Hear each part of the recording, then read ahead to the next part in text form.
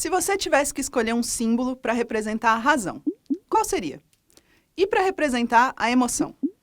É muito provável que você tenha pensado em um cérebro para representar a razão e em um coração para representar a emoção, ou algo do tipo. Mas e se eu te disser que, apesar desses símbolos serem amplamente usados para representar esses conceitos, está totalmente errado achar que o cérebro é responsável pela razão e o coração pela emoção? Vem comigo que eu vou te explicar por quê.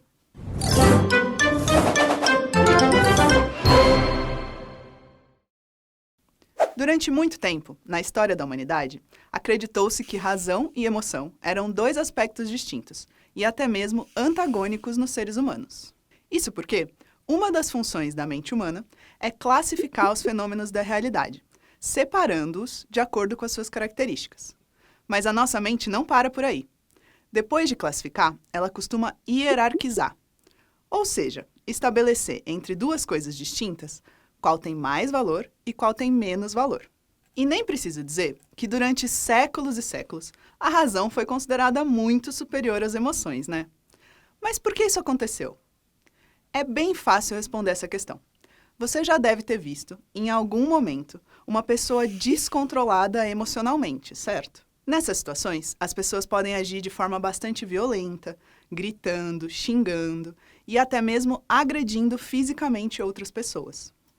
Diante de uma cena como essa, fica realmente difícil defender que a razão, que nos permite tomar decisões ponderadas e conscientes, não seja superior à emoção. Mas o que talvez você não saiba é que sem as emoções, nossa mente fica completamente incapaz de tomar as mesmas decisões, ponderadas e conscientes, que a gente costuma achar que são de responsabilidade da razão. E isso tem uma explicação bem simples. Ao contrário do que a gente costuma achar, razão e emoção não são dimensões separadas na nossa mente. Muito pelo contrário, elas são indissociáveis, trabalham juntas e utilizam a mesma estrutura para funcionar, o cérebro. Demorou, mas a ciência finalmente fez essa descoberta e trouxe um monte de evidências sobre isso. Eu vou contar uma delas para você. O que você imagina que aconteceria caso uma barra de ferro atravessasse o crânio de uma pessoa? Ela certamente não sobreviveria, certo? Pois é, mas essa história, que parece tirada de um filme de terror, aconteceu em 1848, em Vermont, nos Estados Unidos. Uma barra de ferro, em uma linha ferroviária, atingiu Phineas Gage, o trabalhador responsável pela colocação dos trilhos da ferrovia. Dá uma olhada nessa foto para você entender melhor a gravidade do acidente. A barra entrou pela bochecha do homem e atravessou seu crânio, saindo pelo topo da cabeça. Horrível, não? Só que, para surpresa de todos, ele sobreviveu. Foi atendido por uma equipe médica e, em 3 meses, já estava andando e falando por aí. Mas a família, os amigos e os colegas de Phineas Gage começaram a notar que, depois do acidente, ele tinha se tornado uma pessoa completamente diferente. Antes, era gentil, atencioso, cuidava da sua família, respeitava seus colegas e tomava decisões responsáveis, tanto em relação à sua vida pessoal quanto no trabalho, sendo considerado o funcionário mais confiável da empresa. Depois do acidente, se tornou instável, usava linguagem obscena, era pouco gentil, impaciente, obstinado e indisciplinado.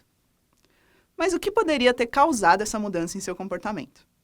O caso de Phineas Gage foi estudado por muitos médicos e neurocientistas, até que Hannah Damasio conseguiu, por meio de recursos tecnológicos muito avançados, descobrir qual região do cérebro de Gage havia sido afetada pelo acidente. Ao descobrir que havia sido o lobo pré-frontal, que é a região responsável pelas emoções, a mudança não somente foi esclarecida, como possibilitou um grande avanço para a ciência. A compreensão de que as emoções organizam o pensamento, o que nos possibilita ter responsabilidade por nós mesmos e pelos outros, e autorregular os próprios comportamentos. Assim, noções sobre as convenções sociais e regras éticas podem ser perdidas como resultado de uma lesão cerebral, mesmo quando o intelecto e a linguagem não estão comprometidos. Interessante, não? Agora, ficou mais claro para você porque não é certo dizermos que o cérebro é responsável pela razão e o coração pela emoção? Talvez você ainda não esteja convencido. Afinal, aposto que já sentiu seu coração bater muito rápido quando está ansioso, ou ele bem apertado quando está triste ou angustiado. Então, continua comigo, que na próxima aula vamos juntos entender por que isso acontece. Até lá!